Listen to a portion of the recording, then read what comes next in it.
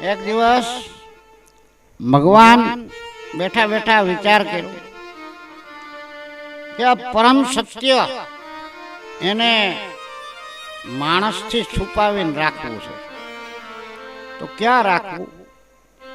એટલે એને બધાય પશુ પંખી ની સભા ભરી, બધાને બોલાવ્યું, પણ માણસને બોલાવ્યો નહીં. કારણ કે માણસથી છુપાવવા માંગતા હતા ભગવાન કે પરમ સત્ય ક્યાં છે, માણસને ન ખબર પડી પડે. એટલે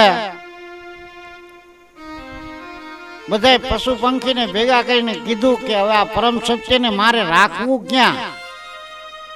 દરેક માણસરીઓ દરેક પશુ પંખી પાસે પહોંચી ન શકે. એટલે હમળીએ ભગવાનને કીધું, વિચાર બધાય કરવા માંડ્યા, પણ હમળીએ ભગવાનને કીધું કે પ્રભુ પરમ સત્ય લાવો મારી પાસે, અને હું એને ચાંદા ઉપર જઈને મૂકી આવું, ચંદ્રમાં. ભગવાને કીધું કે ચંદ્રમાથે તો પોગવું માણાનું કાંઈ, માણા તો ગમે ત્યારે પોગી જાય ચંદ્ર ઉપર, અને પોગી ગયા ને આપણા માણસો, કારણ કે માણસ ધારે ઈ કરે. એટલે ભગવાને ના પાડી કે ભાઈ ચંદ્ર ઉપર તો નથી મૂકવું. એટલે બીજા વિચાર કરવા માંડ્યા. માછલી બોલી, માછલી કે ભગવાન પરમ સત્યને લાવો મારી પાસે, હું એને દરિયાના પેટાળમાં જઈને મૂકી આવું.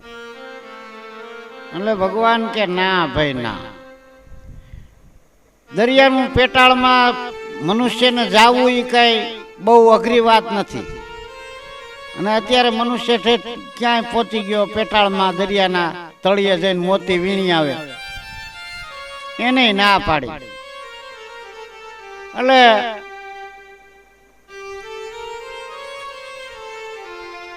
વિચાર કર્યો કે હવે એમાં સસુંદર હતી. એટલે સસુંદર બોલી કે ભગવાન પરમ સત્યને લાવો મારી પાસે, હું એને ધરતીના પેટાળમાં પાતાળ સુધી પોગાડી આવું. ભગવાને એને ના પાડી. મનુષ્ય તો કે ગમે ત્યારે ખાડો ખોદી ઠેઠ પાતાળ લાગી જાય. અને અત્યારે તમે જોવો છો ને, હેમર હાલશે, દેવાયત પંડિતે કીધું હતું ને, એવા ધરતી રે ઉપર હેમર હાલશે, એ નદીએ નહીં હોય ની, આવા પેલા રે પવન ફરૂક છે રે. આ દેવાયત પંડિત કહી ગયા છે. અત્યારે તમે પાતાળની અંદરથી પાણી બહાર કાઢે, સાઈડો લઈને જાય ને, એટલે 1 કલાકની અંદર જેટલા ઊંડા ફૂટ જવું હોય ને એટલા વયા જાય.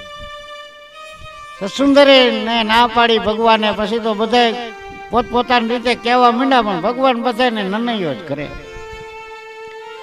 એમ કરતા કરતા એક ઘરડો કાચીબો આવ્યો. કાચીબો આવીને ભગવાનને કીધું કે હે ભગવાન, હું તમને એક સલાહ આપું. પરમ સત્યને માણસના હૃદયમાં રાખી દો, ત્યાં કોઈ દી નજર કરશે નહીં. અને વાતે સાચી છે કે માણસ પાસે હોય ને એના ઉપર નજર કરે નહીં, બીજાનું જોવે, હા ઓલાને મેળી હો, મારે નહીં. પરમ સત્ય એ માણસના હૃદયની અંદર ભગવાને રાખી દીધું કે કાચીબાને કે તારી વાત સાચી, માણસ બીજાનું જોવે, પોતાનું જોવે નહીં.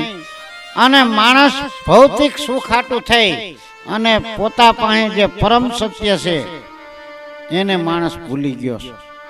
અને બીજાના ભૌતિક સુખની અંદર, મારો કહેવાનો મતલબ શું છે કે તમારી પાસે છે તો તમારે બીજે ગોતવા જવાની જરૂર નથી, પણ એનો માણસ કોઈ દી ઉપયોગ કરતો નથી. બુદ્ધિનો માણસ ઉપયોગ કરતો નથી. બીજા એક કાંઈક બીજાનું જોવે એટલે એના જેવું કરે. ફલાણાને લાદી ચોંટાડી છે તો આપણે ઈ જ માયલી લાદી ચોંટાડવી છે. બીજાનું જોઈને કોઈ દી કરાય નહીં. આને વાદ કહેવાય. શું કહેવાય? વાદ અને વિવાદ. એટલે કોઈનો વાદ ન કરાય, તમારી પાસે જે હોય ને સત્ય એને જ ઉપયોગ કરાય, બીજાનો કરાય નહીં.